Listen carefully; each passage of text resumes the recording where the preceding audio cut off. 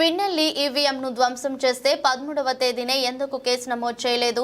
Polling ఆగినట్టు presiding officer log book లో ఎందుకు లేదు? డీజీపీకి సిట్ ఇచ్చిన నివేదికలో కూడా పిన్నెల్లి ప్రస్తావన లేదు. ఈసీ దుర్మార్గంగా వ్యవహరిస్తోంది. మాజీ మంత్రి పేర్ని నాని. అయిపోయిన తర్వాత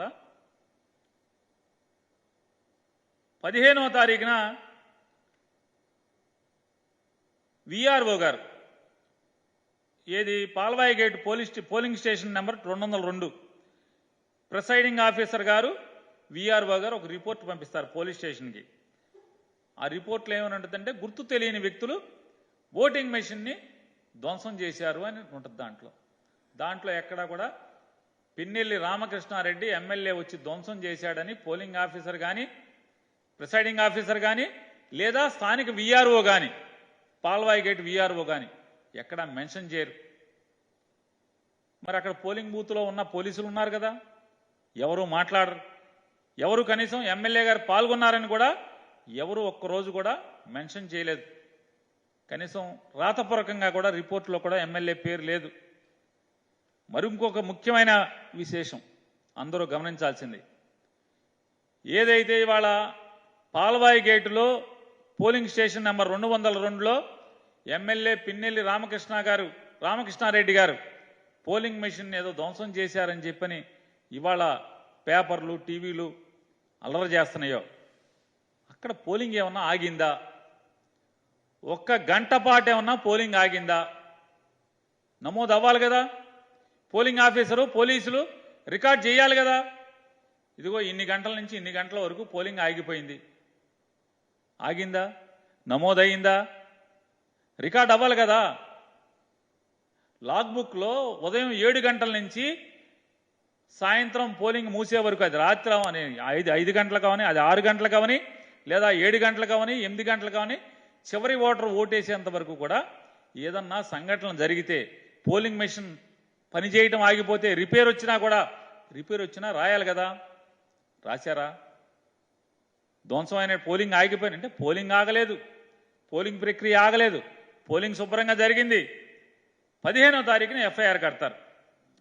15వ తారీఖున ఎఫ్ఐఆర్ ఎవరి ద్వారా ఏమని కడతారు? గుర్తు తెలియని వ్యక్తులు వచ్చి పోలింగ్ మెషిన్ని ధ్వంసం చేశారు అని చెప్పని. ఎవరు? విఆర్ఓ గారును ప్రిసైడింగ్ ఆఫీసర్ గారు. కానీ ఎప్పుడు కట్టాలి? మెషిన్ ధ్వంసం అయితే ఏ తారీఖున కట్టాలి? 13వ తారీఖునే కదా కట్టాల్సింది. అదే రోజు సంఘటన జరిగిన వెంటనే కదా. రూట్ ఆఫీసర్ ఏమయ్యాడు? రూట్ ఆఫీసర్ రావాలి కదా. ధ్వంసం అవగానే ప్రిసైడింగ్ ఆఫీసర్ రూట్ ఆఫీసర్కి ఆర్ఓకి కంప్లైంట్ చేయాలి కదా. జిల్లా ఎన్నికల అధికారి కంప్లైంట్ చేయాలి కదా. వెంటనే పోలీసు రావాలి కదా, ఎస్పీ రావాలి కదా. ఎవరు రారు. ఎవరి దగ్గర రికార్డ్ అవ్వదు, ఎవరి దగ్గర రిజిస్టర్ అవ్వదు. కనీసం 13వ తారీఖు ఎఫ్ఐఆర్ కూడా అవ్వదు, కంప్లైంట్ ఉండదు 13వ తారీఖు. మరి ఎమ్మెల్యే నిజంగా ధ్వంసం చేస్తే మరి 13వ తారీఖున ఎఫ్ఐఆర్ ఎందుకు కట్టలేదు? ఎందుకు రిపోర్ట్ చేయలేదు? పోలింగ్ ఆగినట్టుగా ఎక్కడా కూడా మీ లాగ్ బుక్లో, ఆ ప్రిసైడింగ్ ఆఫీసర్ లాగ్ బుక్లో ఎందుకని నోట్ చేసుకోలేదు? పోనీ టీడీపీ ఏజెంట్లు ఏమన్నా కంప్లైంట్ చేశారా? రాతపూర్వకమైన కంప్లైంట్ ఉండాలి కదా. దాంట్లో టీడీపీ ఏజెంట్లు ఉన్నారు కదా, లేదు కదా. మరి 13వ తారీఖున ఎఫ్ఐఆర్ ఎందుకు కట్టలేదు? కంప్లైంట్ ఎందుకు జరగలేదు? జరగకపోగా 15వ తారీఖున ఎఫ్ఐఆర్ కడతారు. దాంట్లో ఎమ్మెల్యే గారి పేరు ఉండదు, పిన్నెల్లి రామకృష్ణారెడ్డి గారి పేరు ఉండదు. 17వ తారీఖున సిట్ కాన్స్టిట్యూట్ అవుద్ది. ఈ గొడవలన్నీ కూడా టీవీల్లో చూసిన తర్వాత election commission of India direction మేరకు సిట్ కాన్స్టిట్యూట్ అవుద్ది. డీజీపీ గారు ఒక సిట్ని కాన్స్టిట్యూట్ చేస్తాడు, స్పెషల్ ఇన్వెస్టిగేషన్ టీంని. 17వ తారీఖే సిట్టు మాచర్ల, అనంతపురం, తిరుపతి అన్నీ వెళ్ళిపోతుంది. అక్కడికి క్షుణ్ణంగా అన్ని ఊర్లు వెళ్తారు. గొడవలు జరిగిన అన్ని చోట్ల విచారణ చేస్తారు, క్షుణ్ణంగా అధ్యయనం చేస్తారు. 18వ తారీఖున సిట్ వచ్చి మాచర్ల వెళ్ళొచ్చి డీజీపీ గారికి ఒక రిపోర్ట్ కూడా ఇస్తారు. ఎక్కడా వీటిలో 13వ తారీఖున ఇన్సిడెంట్ రోజు ఎఫ్ఐఆర్ అవ్వదు. 15వ తారీఖు ఏమో ప్రిసైడింగ్ ఆఫీసర్ తాపీగా ఏదో చుట్టాలింటికి పెళ్లికి వెళ్ళి వచ్చినట్టుగా ఆ రోజు కంప్లైంట్ ఇచ్చాడంటారు, విఆర్ఓ ఇచ్చాడంటారు. దాంట్లో గుర్తు తెలియని వ్యక్తులు అంటారు. అంటే ఎమ్మెల్యే ఎవడో తెలీదా? విఆర్ఓకి ఎమ్మెల్యే ఎవడో తెలీదా? ప్రిసైడింగ్ ఆఫీసర్కి ఎమ్మెల్యే ఎవడో తెలీదా? నిజంగా మరి బదలు కొట్టుంటే మరి ఎమ్మెల్యే పేరు ఉండదు.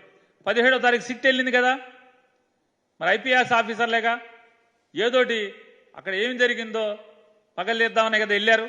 మరి ఎమ్మెల్యే వీళ్ళు సిట్ వెళ్తే ఎమ్మెల్యే పేరు ఏమన్నా దాంట్లో జరిగింది ఎవరన్నా చెప్పారా?